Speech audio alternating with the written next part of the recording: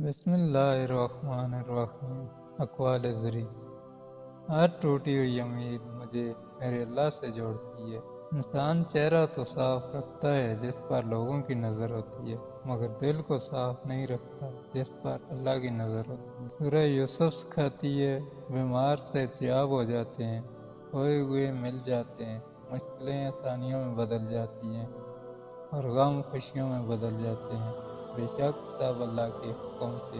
لوگوں کے سامنے مسکراتے رہا کرو اور اللہ کے سامنے گڑ گڑاتے رہا کرو، کیونکہ دنیا والے مسکرانے والوں کو پسند کرتے ہیں، اللہ گڑ گڑانے والوں اور ڈرنے والوں کو پسند کرتا ہے۔ نماز وہ واحد حکم ہے جسے اللہ نے آسمان سے وحی کے ذریعے نہیں اتارا، بلکہ اپنے محبوب حضرت محمد صلی اللہ علیہ وآلہ وسلم کو آسمان پر بلا کر تحفے میں دی۔ انسان تبھی اللہ کی طرف رجوع کرتا ہے جب وہ دنیا میں اپنا ہر ہنر آزما لیتا ہے اور پھر بھی اسے چین اور اطمینان نصیب نہیں ہوتا۔ پھر اس کو یقین ہوتا ہے کہ صرف اللہ کی محبت کے سوا ہر محبت نے فنا ہو جانا ہے۔ اللہ نے انسان کو دل دیا ہے، مگر اس کا سکون صرف اپنے پاس رکھا ہے، اور فرمایا یاد رکھو دل کا سکون صرف اللہ کی یاد میں ہے۔ آزمائش میں اللہ اذیت کے لیے نہیں بلکہ کچھ سکھانے کے لیے ڈالتا ہے۔ جتنی جلدی سیکھ جاؤ گے اتنی جلدی وہ دور ہو جائے گی۔ جب اللہ راضی ہونے لگتا ہے تو بندے کو خود اپنے عیبوں کا پتہ لگنا شروع ہو جاتا ہے، اور یہی اس کی رحمت کی پہلی نشانی ہے۔ کھجور کی گٹھلی پر باریک سا جلی نما ایک چھلکا ہوتا ہے جسے قطمیر کہتے ہیں۔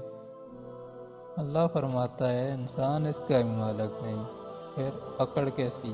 اس دینے والے کا دروازہ کبھی بند نہیں ہوتا، یہ تو لینے والے ہی دروازہ کھٹکھٹانا بھول جاتے ہیں۔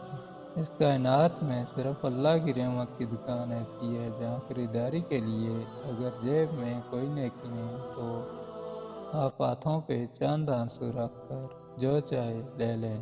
جب کوئی کام تمہاری مرضی کے مطابق ہو جائے تو شکر ادا کرو کہ اللہ نے تمہاری مرضی کو اہمیت دی، اور اگر تمہاری مرضی کے خلاف ہو تو پھر صبر کرو کہ اب وہ اللہ کی مرضی سے ہوگا جو ہماری مرضی سے بہتر اور زیادہ افضل ہے۔ انسان کو اللہ کبھی یاد آئے یا نہ آئے، لیکن دو موقعوں پر ضرور یاد آتا ہے، جب وہ اس کو کچھ دیتا ہے اور جب وہ اس سے کچھ چھین لیتا ہے۔ جب مجھے پتہ چلا کہ مخمل کے بستر اور زمین پر سونے والوں کے خواب ایک جیسے ہوتے ہیں تو مجھے اپنے اللہ کے انصاف پر یقین آ گیا۔ اللہ سے جب مانگو تو اپنی اوقات کے مطابق نہیں بلکہ اللہ کی شان کے مطابق مانگو۔ اللہ کے خوف سے گرنے والا آنسو بے شک چھوٹا کیوں نہ ہو، لیکن اس میں اتنی طاقت ہوتی ہے کہ وہ سمندر کے برابر گناہ مٹا دیتا ہے۔